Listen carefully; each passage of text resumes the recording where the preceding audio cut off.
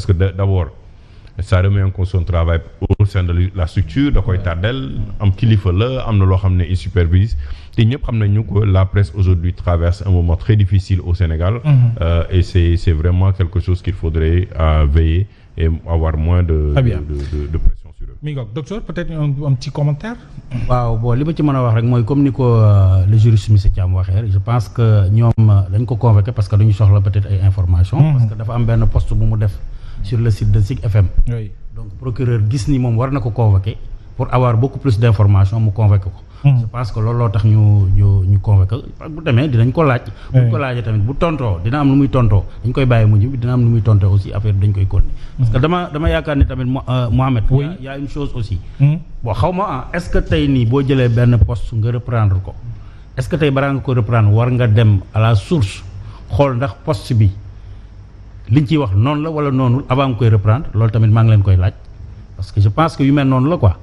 le fait que ñu woo ko est-ce que poste bi mu posté nii bi mu reprendre noonu est-ce que loolu c'est une information vraie ba nga xam ni moom war na ko mën a posté loolu lépp je pense que dañ koy seet. très bien de toute façon li ci mënta am rek moom mooy que ni procureur bu autosaisir rek dafa bëgg ay information c'est ça bu demee Simon dina ko joxe information. très bien merci beaucoup alors permettez-moi ñu tàmbali ci loi interprétative bi interpeller justement l'ancien député lu jëm ci boobu léegi loi voté nañu ko à l'Assemblée nationale Cheikh et puis ñu ngi xaal promulgation bi mais dafa am li jaar ci diggante bi ci biir mooy l'opposition parlementaire déjà ñoom déposé nañu recours ci conseil constitutionnel ñu ngi xaarandi également mais loi bi dafa bëri coow am ñu ci ànd am ñu ci àndul la société civile également sàkkoon ñu retiré ko ñu waxtaane ko assemblée nationale même benn pàcc ci parlementaires yi jàppoon ne lu baax la ñu abrogé ko waaye nanu ko waxtaanee wala sax ñu xool peut-être démarche bi la ñu d'accord loon naka nga jàngatee cette actualité autour de la loi portant interprétation fi ñu ci tollu tey. d'accord damay def ni sama naataango yi def rek. déjà di jaale Sénégal yëpp ci le rappel à Dieu de Badio Camara. qui devait aujourd'hui moom ci boppam nekk conseil constitutionnel pour càmbar li nga xam ne tey ñu ngi ko fay indi.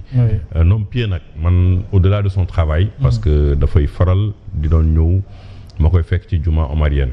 vraiment mu nekk kenn koo xam ne il était constant là-bas chaque jeudi boo fa demoon macha allah da nga ko doon fekk foofu mu fay déglu imam bi ni mu fay waxtaanee donc yàlla na ko yàlla yërëm te xaaru ko àjjana au même titre que le xalif des Layènes yàlla na ki ko wuute yàlla na ko yàlla may kattan bi te ñun ñëpp ñoo bokk benn jaboot bi comme dis bi ñoo ko bokk. Maintenant moi ma position était claire depuis le début quand Macky a pris ba mu jëlee décision jël amnistie bi man dama contrôle et je l'ai dit publiquement que moi je suis contre. bokkoon nga ci ñu ko contre. Voilà bokk j'ai très tôt dit que je suis contre l'amnistie et je trouvais pas l'opportunité de le faire parce que moom mu ngi doon dem. am na lu fi xew loo xam ne entre 2021 ak 2024 war nañ ko mën a xam lan moo ko indi en toute objectivité. xaw ma ndax diw moo def wala diw moo deful kii moo rey wala kii moo reyul kii moo taal wala kii moo taalul. mais dans un état de droit dans un état qui se respecte ay faits yu mel noonu un président qui sort mënul après avoir vraiment été protagoniste dans le combat avec un autre parti politique. pendant de 2021 2024 ñu suul ko.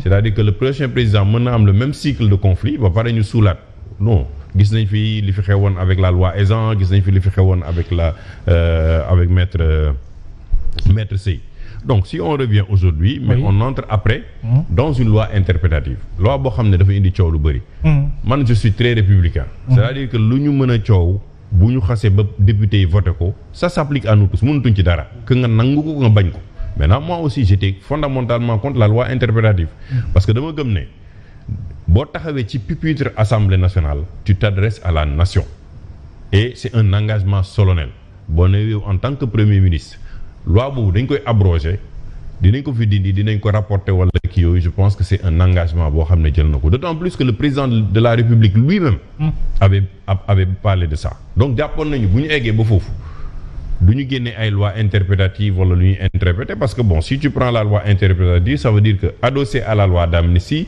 le juge mais interpréter wu ñu ko sax dañ ko modifier parce que c'est un article qu'on a intégré pour modifier aujourd'hui la ñu waxoon ci amnistie bi pour mën a léegi topp ñi ñuy wax tey donc il va avoir un dossier annexe pour mën a ne léegi est-ce que dinaa topp diw wala du ma topp diw mais en tout état de cause dama jàpp ne bu nekkee ñu ñaar dañoo doon xeex il faut un arbitre indépendant man dama jàpp président ñëwee une décision un projet de loi boo xam ne président moo ko jël. un président qui revient il prend la décision de qu'est-ce qu'il va faire avec ce projet de loi là. dama gëmoon ne le président Bassirou Diomaye Diakhar Faye dafa waroon woote benn commission d'enquête indépendante ne leen man je vous donne un cahier de charge pour ngeen càmbaral ma depuis 2021 à 2024 tous les faits qui se sont passés ici. Oui. bu Cheikh Oumar nekkee bokk ci affaire bi nañ ko jàpp tëj ko bu diw bokkee parce que y a beaucoup de choses au-delà des morts il y a eu des cas il y a eu le fameux cocktail Molotov avec le bus que jàmbur ñuy dem attaqué ñi nekkoon ci internet bi jàngal ñi ay Molotov ñi di insister ñi bëggoon carrément attaquer des casernes militaires. Oui. Donc c'est des faits assez graves. Et des menaces. Des actes peut-être criminels. Des actes, on ne peut pas les circonscrire seulement ay am nañu dee. Donc voilà, c'est plus important que ñen. Non, tous les faits sont graves, y compris les morts. Parce que avant qu'il y ait les morts, il y a eu des conséquences yu indi morts yooyu yu ñëw foofu. Donc pour moi, soit on abrogeait la loi après ñu ne non, est-ce que 2000 yooyu dinañ leen wootewaat. Mun nañ leen bañ a woo. Le juge peut apprécier selon les dossiers nañu woo diw. Bu nekkee dafa am nu ñu ko def ñu soog ko jàpp yóbbu. C'est ça. Mënoon nañ def tout. Ça dépend aujourd'hui de schéma bi. Très bien. Surtout aussi que vous savez quand une loi pose beaucoup de problèmes, elle porte toujours un nom. Oui, on se rappelle de la loi Ezzan. Aujourd'hui, la loi est toujours problématique. Elle porte le nom d'un député. Aujourd'hui, c'est la loi. On ne parle même pas de la loi interprétative comme une loi qui est générale, c'est accepté par tous. On parle de la loi Amadou Ba. On ne parle même pas de la loi en tant que loi générale, parce qu'une loi, de manière générale, amul kenn ku muy bàyyi ñëpp ci bokk.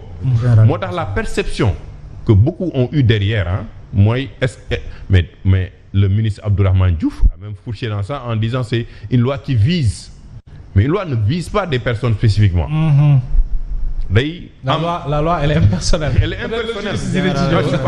Générale et impersonnelle. Et moi je trouvais que la posture de la société civile qu'on attaque tey ba ñu nekkee ci Macky attaqué nañ leen ne dañu ànd ak Pastef tey ba Pastef ñooy dañuy attaqué société civile ne dañu ànd ce sont des politiciens encagoulés. C'est pas nouveau depuis Abdou Diouf ñu ngi koy wax. Mais la posture c'est de dire quoi nañu woo Ngaraaf woo Cheikh Oumar woo ñun ñëpp ñu toog ñu waxtaan ci loi bi ne est-ce que mënuñu ko doxalee nii.